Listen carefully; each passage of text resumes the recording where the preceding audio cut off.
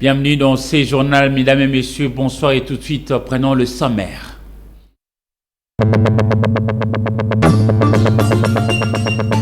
Évaluation de la situation sécuritaire en Ituri. Le porte-parole de FARDC rassure la population d'Irumu et de Mambasa sur les dispositions prises pour la protection en cette période où les opérations conjointes FARDC-UPDF sont menées au Nord Kivu. Une police qui tue. Ça existe. Jean-Marie Luzingu, reporter, caméraman et monteur d'antenne à télévision, a trouvé la mort par balle perdue alors qu'il retournait humblement chez lui lorsqu'un policier a tiré pour dissuader les Kuluna de la commune de Bumbu. La presse est en deuil.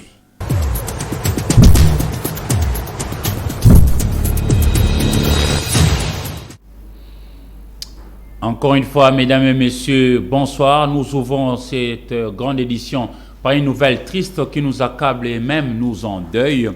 En effet, à la suite d'une opération de maintien de l'ordre par la police nationale dans la commune de Bumbu, où précisément le jeune gangster appelé à Kinshasa Kuluna se battait, un policier, au lieu de tirer en l'air pour disperser la bande de gang, hélas, il a tiré et il est arrivé jusqu'à blesser plusieurs personnes et pire, la balle perdue a atteint un de nôtres. Il s'agit de Jean-Marie Luzingu, dont le nom signifie la vie, qui a perdu sa vie hier dans la soirée. Suivez ces images. Voici le couloir qu'il avait toujours emprunté avant d'accéder à son bureau, un banc de montage. Cette chaise est restée vide la journée de vendredi. C'est celle qu'occupait Jean-Marie Luzingu Chama, un reporter à multiples compétences, caméraman, réalisateur et monteur d'images et son depuis plusieurs années avec une expérience avérée. Oui, le bureau de Jean-Marie Luzingu est resté vide vendredi. Son ordinateur inopérationnel et l'un de ses collègues, Tito Maréchal, avec lequel ils ont fait route ensemble jeudi 16 décembre 2021, essaient de retracer le dernier moment de la soirée. À 20h10, je quitte le bureau, j'appelle Jean-Marie, et je l'amène dans ma voiture. On prend Willery et on s'arrête au marché de serviettes. Il y a marché, il y avait essuie. J'achète un cadenas. Il négocie coûte pour moi. Et on reprend la route. Arrivé au rond-point Willery, et on arrive à Sayo. Devant IPAC, il m'a dit, bon mon cher, moi je descends ici parce que je dois prendre mon taxi à Bayaka. Et il quitte, il descend. Et moi je reprends la route. Et le matin, Guy Maouzi m'appelle pour me dire que Antenne A en deuil. Antenne A en deuil. Nous avons perdu Jean-Marie. Quel Jean-Marie? Je pose la question. Jean-Marie Luzingu. Oh! Réputé courageux, toute la famille communicationnelle a été touchée avec la perte de ce professionnel de médias, Jean-Marie Luzingu Chama. Marco Ekila est l'un de ses proches qui a reçu la mauvaise nouvelle. Nakiti Bandal, namona babengai. Malko Zap, na place comment on a parlé ben. Na on pas masana. Aïb sanga qui apprendre ngaka. Oh Autobinga biso jamais va bêter masasi. Na boya on a kota mutu kato kende. To komi pe wana sirle. To moni Jean-Marie bala lisier. Ambe de fongole nini chemise na sengle na makila bali kota kia. Mais tiens simbiete la police ku kolobate ti to komi kena la police ozongi boye. Kobanda 20h, donc 21h, 4h. En effet, Jean-Marie Luzingu Tchama était de passage lorsqu'il a été atteint par une balle perdue à la suite d'une opération de maintien de l'ordre public par la police nationale dans la commune de Bumbu. Que de regrets parmi ses collègues. 3h, tout côté corps na morgue à Ngeringuer. C'est vraiment difficile, difficile d'accepter cela. Difficile de donner un témoignage. Par le général Sylvano Kasongo, la police nationale a publié le nom du policier qui a tué Jean-Marie Luzingu. Il s'appelle Iyoko Mboli Patrick, un brigadier. Il est en ce moment en cavale et la police promet de le retrouver. Et message de condoléances à la famille de Jean-Marie Luzingu, pas seulement biologique mais aussi la famille professionnelle que nous sommes, lancée par le président de ce que l'on appelle au Congo le Parlement debout, un certain Nathan Mugisho, depuis la province de Tanganyika. Nous sommes dans la ville de Kalemi, et qui lui aussi en a profité pour interpeller les autorités du secteur de sécurité de faire toujours preuve de professionnalisme dans l'exercice de maintien de paix lorsqu'ils vont sur le terrain pour justement rétablir de l'ordre dans les différents quartiers. Suivez. Nous sommes vraiment attristés par cette nouvelle parce que nous sommes amis et fidèles des antennes A depuis la province du Tanganyika à Kalemi. Nous donner la mauvaise nouvelle que M. Jean-Marie Luzingu est tué méchamment, lâchement. C'est vraiment une très mauvaise nouvelle. Premièrement, nous présentons toutes nos condoléances à sa famille biologique.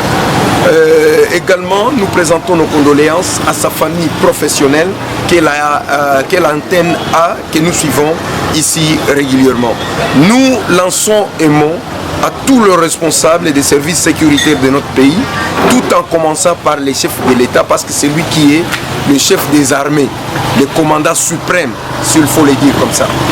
Vraiment, nous en avons assez. Les cas de meurtre, les cas de violence deviennent de plus en plus des trop. Il faudra qu'ils puissent prendre les responsabilités. Aujourd'hui, nous plairons notre grand monsieur de l'antenne A qui nous faisait de bons travaux par rapport au montage, monsieur Jean-Marie Luzingu.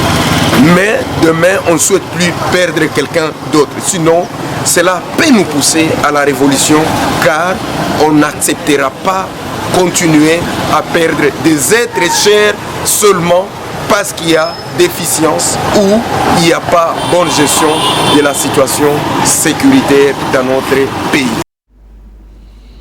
Et dire que les balles non létales existent et plusieurs recommandations ont été déjà formulées dans ces sens-là. Restons à Kalemi Mayalangi, chef-lieu de la province de Tanganyika, pour vous dire que les points inscrits à l'ordre du jour au niveau de l'Assemblée provinciale ont été rejetés par la quasi-totalité des députés provinciaux sur la question orale, avec débat adressé au gouverneur qui est accusé de multiples voyages à partir de là et ailleurs. Les élus, députés provinciaux, préfèrent aujourd'hui laisser le temps au gouverneur de travailler, notamment pour le bien-être de la population de ces coins de la République démocratique du Congo. Les gouverneurs des provinces du Tanganyika, Sambakaya Balamoni, s'est trouvé devant les élus provinciaux du Tanganyika plusieurs fois cette semaine, y compris ce 17 décembre 2021, pour répondre au député provincial Ilunga Lukala Fidèle à sa question écrite et débat lui adressée pour savoir les raisons des voyages du numéro 1 de la province du Tanganyika depuis sa prise de fonction. C'est ce qui était à l'ordre du jour qui a été rejeté par la majorité des députés présents qui préfèrent laisser le temps au gouverneur de travailler pour le bien-être de sa population. C'est l'ordre du jour qui a été rejeté. À l'absence de l'ordre du jour, la plénière ne peut pas fonctionner. Puisque l'ordre du jour a été rejeté. Je ne vois pas en quoi nous allons rentrer dans un autre débat, puisque nous allons débattre sur quoi? Du moment que l'ordre du jour lui-même pose problème. C'est là où réside le problème actuellement. Ce n'est plus les explications, ni appeler les motionnaires pour à la personne, par la motion plutôt, à l'honorable qui a rédigé la question orale. De l'autre côté, le président du Parlement Gebou Santa Bounata Mugisho fustige le comportement des élus qui rejettent le point à l'ordre du jour au lieu de laisser les gouverneurs de s'expliquer pour ces multiples voyages. Et que nous étions curieux, tout le monde voulait entendre de ses propres oreilles les réponses que les gouverneurs pouvaient formuler à toutes ces questions qui lui demandent de dire réellement ce que ces missions ont déjà apporté, ces multiples voyages ont déjà apporté pour la province. Dommage serait de constater que la question n'a pas été abordée. Elle n'a pas été abordée parce que l'essence de la démocratie serait mal compris par nos élus. La population attendait trop les réponses de tout ce voyage que l'autorité est en train d'effectuer, mais hélas, nous sommes privés d'avoir les réponses par rapport à ça. Prenons conscience. Signalons que le gouverneur a convaincu les députés provinciaux du Tanganyika sur leurs préoccupations relatives aux aidés budgétaires présentés au courant de la semaine. Autant, ils ont tous compris d'un même que les voyages ont été effectués dans l'intérieur de la province, si bien que des partenaires économiques sont attendus pour exploiter les opportunités d'affaires au Tanganyika. Merci Mouma Fataki pour tout ce détail. Au niveau de la province de l'Ituri, le porte-parole de Forces armées de la République démocratique du Congo, le lieutenant Jules Ngongo, rassure la population des territoires d'Irumu d'un côté et celle de Bambassa de l'autre sur les dispositions prises pour assurer justement la sécurité des uns et des autres pendant que les opérations conjointes FRDC-UPDF s'intensifient dans l'objectif de ramener véritablement la paix. Suivez Jules Ngongo, le lieutenant, au micro de Charlie Omba. Et même s'ils vont fuir, c'est jusqu'où ils vont fuir. Parce que les opérations où nous menons de manière mutualisée avec le UPDF, ça va pas rester seulement au Nord Kivu. Nous aussi, nous sommes en pleine opération. Et donc, ça ne sert à rien de fuir parce qu'ils vont fuir jusqu'à se fatiguer et on va les attraper comme des petits chenilles. Et donc, nous demandons à cette période, merci d'abord pour cette alerte, c'est de la même manière, nous disons, il ne suffit pas seulement d'alerter, mais il faut poser des actions. Poser des actions, c'est quoi? C'est à la population aussi de mutualiser les efforts avec son armée et l'armée qui est sur le terrain, de collaborer, de dénoncer, de nous montrer exactement là où ils sont, mais aussi de ne pas venir en aide, de ne pas les aider, de ne pas même apporter une quelconque assistance. Et c'est cette façon-là, nous allons étouffer l'ennemi et nous allons les quadriller. Et la finale, et à la fin, c'est quoi? C'est la victoire finale qui sera célébrée par la République et tous ses partenaires. Donc la population étant donné le partenaire le plus privilégié, nous sollicitons encore une fois, ici en Ituri, au nom du gouverneur militaire, le lieutenant-général Luboya Kashamadjoni, de mutualiser de plus en plus les efforts de collaboration et de coopération avec notre population pour... Et puisque nous parlons armée, sachez que 5 officiers de forces armées de la République démocratique du Congo viennent d'être condamnés au degré d'appel à de peine allant de 10 ans à la prison de perpétuité, et puis surtout radiés de forces armées nationales. Aussi, dans la foulée, un autre officier a vu ses peines être réduites. Suivez. Condamnés par le premier juge à des différentes peines en fonction de chef d'inculpation, 8 officiers des FARDC avaient interjecté appel auprès de la haute cour militaire, espérant voir leur sentence levée. En chambre foraine à Bunia, cette haute juridiction a rendu son arrêt sur 5 dossiers lui soumis pour examen. Ainsi, Major Sagwa, condamné à 5 ans de prison pour violation de consignes, a vu sa peine être commuée à 2 ans. Par contre, le lieutenant Kibonge, poursuivi pour meurtre, a écopé de la peine capitale et renvoyé définitivement de l'armée. De l'affliction pour les uns et joie débordante pour le colonel Landou Matondo, acquitté et lavé le chef d'accusation retenu contre lui. Déclare établi les faits constitutifs du faux et son visage, mais dit que ces faits constituent un moyen pour perpétrer le détournement. Déclare établi l'infraction de détournement mise à leur charge et les condamne sans admission des circonstances atténuantes à 10 ans de servitude pénale chacun. Dans la foulée, confirmant l'action du premier juge, le colonel Martin Kalala, président de la Haute Cour, a reconduit la peine de 10 ans de servitude pénale principale et renvoi définitif au sein des forces armées pour 4 officiers supérieurs poursuivis pour détournement des deniers publics, faux et usage de faux en écriture. Rappelons qu'en cette période de l'état de siège, la justice militaire s'est saisie de toute pratique d'antivaleur et d'indiscipline dans le rang des FARDC, conformément à la vision du commandant suprême des forces armées, le chef de l'État Félix-Antoine Tshisekedi, qui ne ménage aucun effort pour redynamiser la discipline et professionnaliser les forces de défense et de sécurité.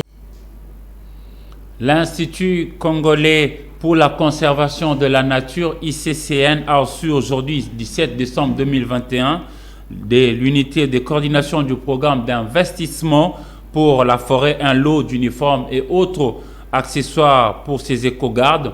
La cérémonie de réception s'est déroulée au secrétariat général du ministère congolais de l'Environnement et du Développement durable, situé dans la commune de La Gombe, où on retrouve Polydor Patrick Ngaziami et Jouzen Belebele. L'unité de coordination du programme d'investissement pour la forêt a doté ce vendredi 17 décembre l'ICCN d'un lot important d'uniformes et autres accessoires pour les éco-gardes de la réserve Tumbaledima. Il s'agit précisément des chemises et pantalons, des ceintures pour pantalons, des chapeaux, des cinglets, des paires de chaussettes, des sacs à dos, des paires de bottines et des tentes de 3 places.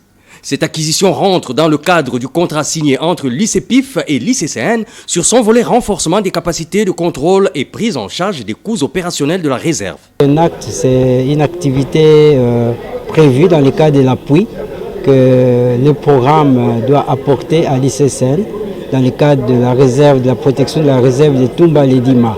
Dans le cadre d'un financement que nous avons, qui est un financement du Fonds pour l'environnement mondial, nous avons prévu un volet, une composante d'appui aux aires protégées, en particulier à la réserve de Tumbaledima. Une dotation qui arrive à point nommé pour les bénéficiaires, du reste appelés à utiliser ces équipements à bon escient. C'était leur plainte à tout moment que disent voilà, nous n'avons rien comme tennis, tout comme ça. Alors aujourd'hui, qui sont dotés et qui doivent au moins utiliser en bon escient. Et à ce qui concerne les partenaires, nous les disons merci, qui sont là pour nous accompagner et c'est une bonne chose encore qu'ils la fassent. Ce partenariat fait partie du deuxième financement additionnel du projet de gestion améliorée des paysages forestiers, PGA-PF, mis en œuvre par la vice-primature ministère de l'Environnement et du Développement durable via le programme d'investissement pour la forêt de la RDC. Pour rappel, en juillet 2021, dans le cadre de ce partenariat, l'UCPIF avait doté la direction générale de l'ICCN d'un lot important de matériel informatique avec un appui en fourniture pour la connexion Internet. Parlant de ces plaidoyers essentiels de la part de la société civile de Grand Équateur, je cite Nord-Ubangi, Sud-Ubangi, Chouapa, Mongala et l'Équateur, pour l'accès de toute la population à l'énergie électrique depuis hier jeudi à Mbandaka. On fait le point sur place avec José Maza au Soukouma. Consultation communautaire novembre-décembre 2021 à Mbandaka. Il s'agit du plaidoyer de la société civile sur la politique énergétique nationale pour l'accès de tous à l'énergie dans la province du Grand Équateur. Ces travaux de 3 jours se tiennent au complexe Alpha Century de la ville de Mbandaka, organisé par le Centre national d'appui au développement et à la participation populaire, SENADEP, coordonné par Didier Bokwala. Cette activité est appuyée par le programme des Nations Unies pour le développement PNUD qui appuie le gouvernement congolais. Dans son discours, le coordonnateur Didier Bokwala a situé les termes de référence de cet atelier qui regorge 3 thèmes, à savoir la problématique de l'accès à l'énergie dans les Grands Équateurs, sources et potentialités énergétiques à l'Équateur et enfin la politique du gouvernement en matière de l'électricité. Le deuxième intervenant, un cadre du Sénadep venu de Kinshasa, nous a parlé du programme de Sénadep en matière de la fourniture de l'électricité à la population congolaise. Enfin, le ministre provincial de l'énergie s'est articulé sur la contribution de son gouvernement pour la réussite de ses plaidoyers en faveur de la population qui vit dans les noirs. Le coordonnateur Didier Bokwala. Les participants, nous attendons des participants de recueillir leurs desiderata, leurs points de vue, leurs préoccupations concernant tous les problèmes qui se posent dans le secteur et souvent le contexte de la province de l'Équateur. Donc, pour chaque province, il y a quand même le contexte particulier. Et ici à l'Équateur, nous estimons que les gens nous donnent ce qu'il y a comme en termes de besoins en électricité, en termes de sources disponibles et opérer un choix, donc prendre une position par rapport à leurs différentes sources qui existent dans la province. Et cela va nous permettre à pouvoir couler ça dans un document de plaidoyer à verser dans le comité qui est en train d'élaborer la politique de l'énergie en RDC. La langue des signes doit être désormais considérée comme la 5e langue nationale en République démocratique du Congo. Ceci est l'une des recommandations formulées par le Sourd-Miwé de Butembo. Nous sommes dans le Grand Nord Kivu à l'occasion de la journée des langues des signes célébrée chaque 23 septembre de l'année et Médon. Les activités commémoratives ont été poussées jusqu'au mercredi 15 décembre 2021. Francine Moussoa pour plus ample explication. Ils étaient une centaine, ces malattendants, réunis dans cette grande salle du centre Waikikio pour célébrer la journée qui leur est dédiée. Olivia Essisso travaille au Bureau conjoint des Nations Unies aux droits de l'homme, organisateur de cette activité. Elle a entretenu ces personnes malattendantes sur les droits spéciaux reconnus par la Déclaration universelle des droits de l'homme. Principalement de leurs droits qui sont le droit de langue de signes, parce que c'est quelque chose qui est primordial pour eux actuellement et nous avons essayé de leur faire comprendre leurs droits dans ce sens pour que la société aujourd'hui comprenne que ce sourds-là ont également des droits spécifiques à eux qui rentrent dans leur cadre de leur handicap en fait. Et parce que tout autre document qui sont aujourd'hui pour nous, les autres personnes qui parlent normalement, c'est accessible à nous, mais qui n'est pas accessible à eux. Ça veut dire que ce sont des choses pour eux de réclamer à ce qu'il y ait des documents qui leur permettent à eux de comprendre facilement les choses qui sont dites et des vidéos même qui doivent être interprétées à la langue de sourds et des documents qui doivent être écrits aussi de façon à permettre à ce que le sourd-muet puisse aussi être accessible sur le plan éducationnel, sur le plan santé, sur le plan de justice et tout autre plan sur le...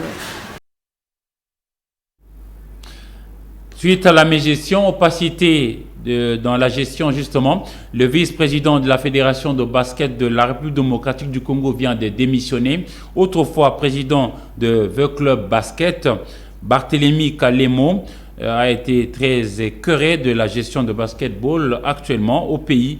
Il est ici au micro de Papi Katassi, Patrick Borel Mukindi, Rigo Moulepo. Je confirme que j'ai démissionné du bureau fédéral de la Fédération de basket du Congo.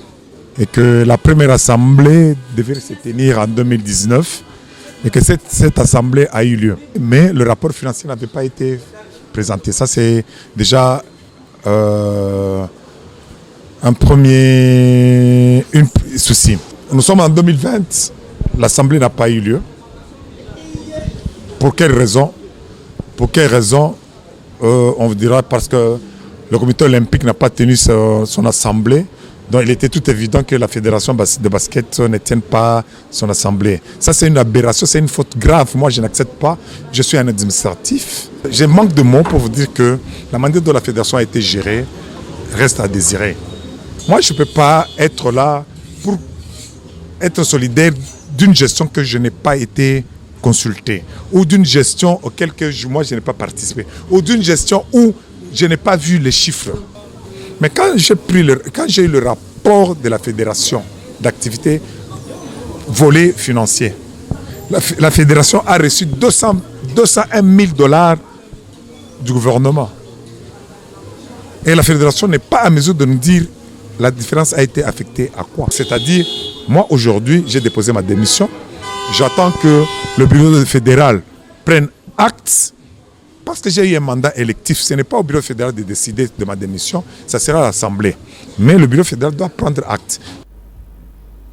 Nous allons à présent lire la presse parue aujourd'hui sur Kinshasa dans une sélection et commentaires signés pour vous par Papi Katassi. Au revoir.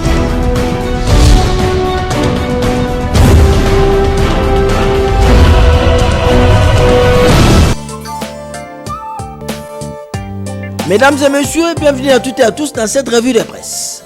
L'avenir de ce vendredi 17 décembre 2021 revient sur la situation des 70 Congolais testés positifs en Éthiopie et empêchés d'aller à Dubaï.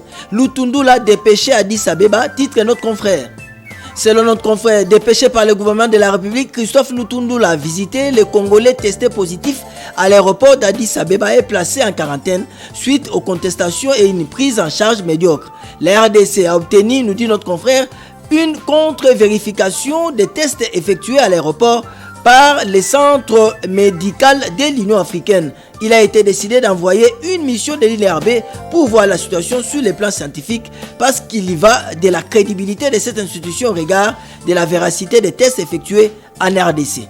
Pour sa part, Forum des As titre Goma Fayulu demande aux Congolais de s'opposer à la venue des policiers rwandais. Dans un bref message rendu public hier, jeudi 16 décembre 2021, nous dit notre confrère, Martin Fayulu Madidi a pris position face à une probable présence des policiers rwandais sur le sol congolais. Le coordonnateur de la coalition Lamuka a demandé aux Congolais de s'opposer à une quelconque entrée de la police du Rwanda à Goma au Nord Kivu. Une déclaration qui intervient quelques jours avant son adresse à la nation annoncée pour le 30 décembre prochain. Gilbert Kabanda rend hommage à Félix Tshisekedi. Doubas, c'est premier produit congolais contre la Covid-19, titre l'avenir.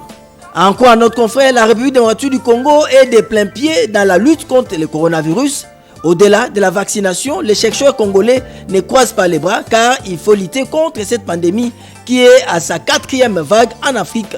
Tout comme en RDC, Doubas, c'est veut une solution qui prouve à suffisance que la recherche scientifique se porte mieux en RDC et c'est grâce à Félix Tshisekedi, chef de l'État et président en exercice de l'Union africaine qui avait déjà, du haut de la tribune des Nations Unies, vanté l'expertise des chercheurs congolais. Terminons par ce titre de Forum des As, les CLC dans la rue ce 22 décembre pour exiger la suppression du RAM. Pour notre confrère, le comité laïque de coordination CLC sera dans la rue le mercredi 22 décembre pour exiger la suppression des prélèvements de la taxe RAM, registre des appareils mobiles. C'est ce que renseigne une lettre datée d'hier, jeudi 7 décembre, adressée au gouverneur de la ville, Jantiningo Bilambaka. Cette manifestation du CLC contre les RAM intervient après les recommandations des commissions ECOFIN de 2 chambres du Parlement qui ont exigé la mort par pendaison de cette taxe. C'en est donc fini pour cette revue de presse. Au revoir et à la semaine prochaine.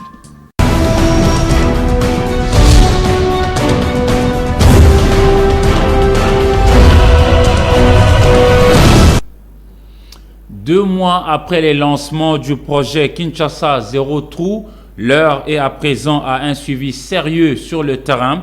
Mercredi 15 décembre 2021 a été consacré justement à la visite de terrain de différents chantiers par le ministre des Infrastructures et Travaux Publics, Alexis Guissaro. C'est le grand format de ce journal avec Solange Kouali. C'est pour donner un coup d'accélérateur au projet Kinshasa Zéro Trou que le ministre d'État, ministre des ITP, a visité les différentes artères concernées par ce projet. Sur instruction du chef de l'État qui tient à améliorer les conditions de vie des Congolais en général et des Kinois en particulier, Alexis Guissaro Mouvouni, accompagné du vice-ministre de l'Intérieur, a procédé d'abord à l'ouverture à la circulation de la route Triangle Cité Verte au croisement des avenues Bypass et LDK. Ensuite, le cortège a pris la route pour l'avenue de Libération non loin de l'UPN en pleine réhabilitation. C'était aussi l'occasion pour le ministre d'État de jeter un œil sur le projet ABC au niveau de l'avenue Massikita qui subit des réparations et des travaux de lutte anti-érosive dans cette même partie. À Walungu, c'est la réhabilitation et la construction des caniveaux qui seront reliés à l'avenue Ngouma où les travaux de l'asphaltage sont terminés.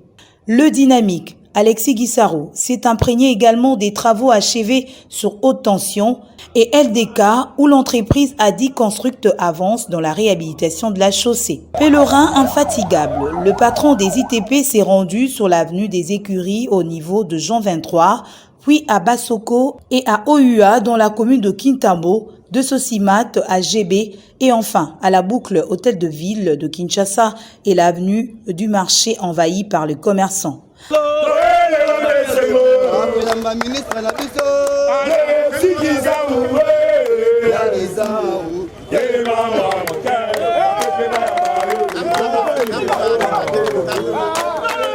Alexis Guissaro s'est dit satisfait de l'avancement des travaux dans ces sites. Il invite par ailleurs les entreprises qui exécutent les travaux au respect du délai pour la première phase. Il faut savoir que Kin Zero Trou, c'est un projet qui a été mis en place afin de lutter contre la problématique des embouteillages. Les embouteillages, nous avions identifié les causes. On avait estimé que la dégradation des artères de manière générale, contribuait effectivement aux embouteillages, mais également les problèmes de circulation. À ce stade, nous pouvons considérer que la première phase de notre projet Kin Zero Trou évolue. Nous avons donné des instructions très claires pour que les 19 artères de Kinshasa qui sont pris en charge dans la première phase soient achevées au plus tard dans les 3 mois, c'est-à-dire du 14 octobre jusqu'au 14 janvier. À 2 mois, nous voulions faire cette évaluation, mais d'ici 1 mois, donc 14 janvier, cette première phase doit être totalement achevée. Sa tenue du jour l'indique si bien. L'homme de terrain, Alexis Guissaro Mouvouni, s'est dirigé à Willery, où les travaux de réhabilitation de la chaussée se poursuivent pour chuter. Enfin, sur l'avenue Victoire, où l'entretien et les bétonnages de la chaussée s'effectuent. Saluant l'effectivité des travaux sur tous les sites, le ministre d'État Alexis Guissaro précise que le curage des caniveaux dans les différentes artères de Kinshasa s'effectue aussi par l'OVD, question d'appuyer le projet Zero Trou. En même temps que nous avons le programme à Kin Zero Trou, nous avons un programme de curage de caniveaux. Donc, comme on a bisika na Kinshasa, nous avons un curage de caniveaux, nous avons un curage de rivière. La rivière nyonso memaka ba mai ti na niveau ya exutoire final au babengaka fleuve tozana elika que en combinant les deux actions, c'est-à-dire ko bongisa mabulu pe ko sala ba caniveau et ko permettre ko réduire ba problème vous avez comme ba inondation na kati ya ville à Kinshasa. Une campagne de sensibilisation de la population sur le civisme routier et l'assainissement du milieu sera bientôt lancée, annonce le vice-ministre de l'Intérieur. Makambo ya kobwaka ba immondis yango eza kobebisa nzela ntango ezobebisa nzela mai ya mbula ezokoya na balabala mpe toyeba ete ennemi numéro 1 ya balabala eza nde mai ya mbula. Alors toyeba te makambo nyonso chef de l'état alingi eza te apesa bana mboka banzela ya malamu ya mibale toza na likambo monene oyo eza kotungisa ezali bagarage oyo bato bazosala yango na balabala. Ezali ba mimbongo oyo bato bazosala yango likona ba caniveau makambo wana tokotalela yango malamu. Rappelons que le projet Kinshasa Zero Trou, lancé le 14 octobre dernier par le Premier ministre, concerne 19 artères de la ville de Kinshasa pour la première phase, avec 39 km à réhabiliter. La deuxième phase sera 46 km avec 27 artères pour un coût global de 32 millions de dollars américains.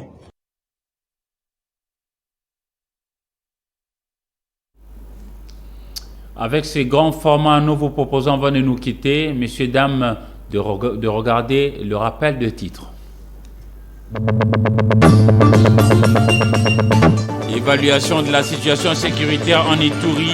Le porte-parole de FARDC rassure la population d'Irumu et de Mambasa sur les dispositions prises pour la protection en cette période où les opérations conjointes FARDC-UPDF sont menées au Nord Kivu. Une police qui tue, ça existe. Jean-Marie Lozingu, reporter, caméraman et monteur d'antenne à télévision, a trouvé la mort par balle perdue alors qu'il retournait humblement chez lui lorsqu'un policier a tiré pour dissuader les Koulouna de la commune de Bumbu. La presse est en deuil.